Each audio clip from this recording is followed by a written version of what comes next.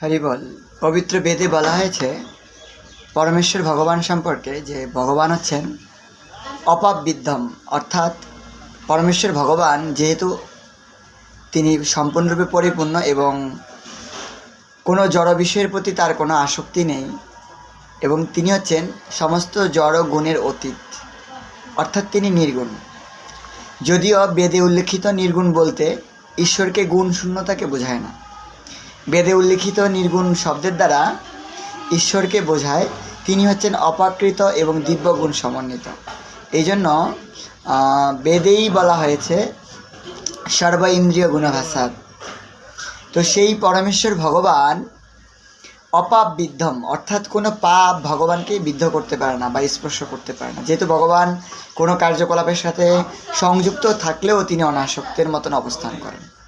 ভগবদ্গীতাতে ভগবান বলেছেন, নমে পার্থস্তি কর্তব্যম তিসু লোকেশু কিঞ্চন না ব্যাপ্তম ব্যাপ্তব্যম বর্তেইব চ কর্মণি। হে পার্থ, এই জগতে আমার কিছু কর্তব্য নেই, অকর্তব্য নেই, তবুও আমি কর্ম করি।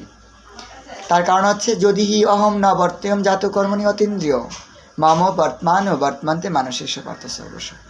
যদি আমি অনলসে কর্ম না করি তাহলে সমস্ত মানুষ আমার অনুসরণ করে তারা উচ্ছন্নে যাবে, আর সেই জন্যই ভগবান কর্ম করেন। আরেকটা বিষয় হচ্ছে, আমাদেরকে যেমন জড় গুণের দ্বারা প্রভাবিত হতে হয় বা আমরা কোনো কর্ম করলে তার ফলের দ্বারা আবদ্ধ হয়ে পড়ি, ঠিক তেমনিভাবে ভগবানের ক্ষেত্রে এটা সম্পূর্ণ আলাদা। যেহেতু ভগবান স্বতন্ত্র এবং সমস্ত কিছুর মূল আধার, তাই তাকে কোনো কর্মবন্ধন আবদ্ধ করতে পারে না।